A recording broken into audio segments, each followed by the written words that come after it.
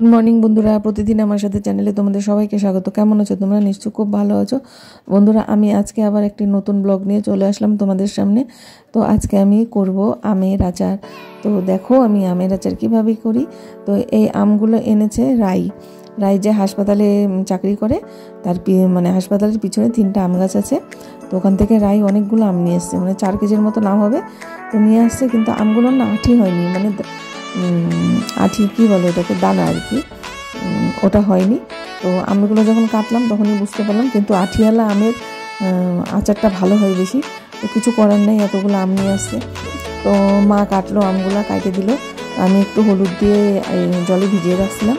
তো ওগুলো ছাদে গিয়ে আমি রোদে দিয়ে দিলাম একদম, মানে 2-3 ঘন্টা একটু শুকায় নিয়েছি, জলটা একটু শুকানোর জন্য।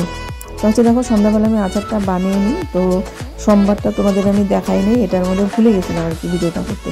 তো এটার মধ্যে মানে তেল দিয়ে দিলাম অনেকটাই, তারপরে দিলাম হচ্ছে শুকনো লঙ্কা সোমবার অনেকগুলো, 6-7টা, তারপরে 5 ফোড়ন সোমবার দিলাম।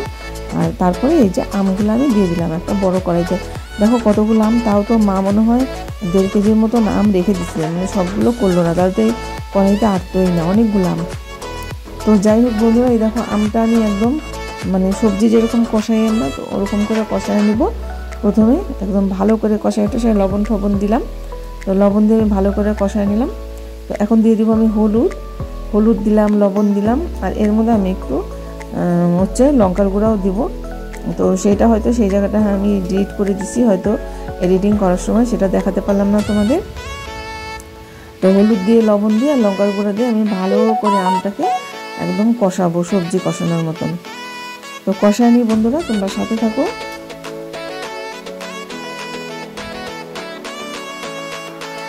আর আমগুলো মানে ভালো করে কষালেই কিন্তু আচারটা খুব ভালো হয়।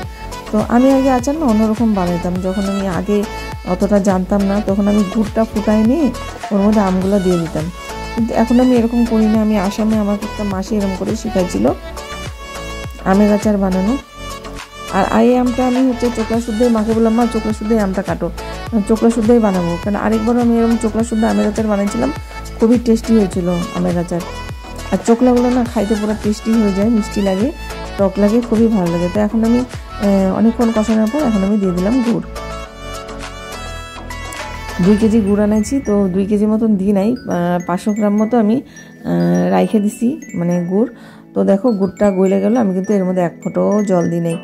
তো হচ্ছে এইবারে আমি একদম ভালো করে আমটাকে আর গুড়টাকে নিয়ে জাল করব। তো দেখো বন্ধুরা, এই যে হয়ে আসছে জালটা আর কি। তো গুড়টা একদম সুন্দর মতন একদম শুকিয়েও গেছে, আমের ভিতরে ঢুকে গেছে।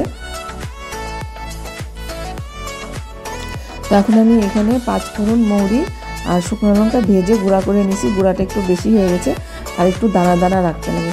তো লঙ্কার গুঁড়া দিছে দেখে দেখো এই যে কালারটা এত সুন্দর হয়েছে।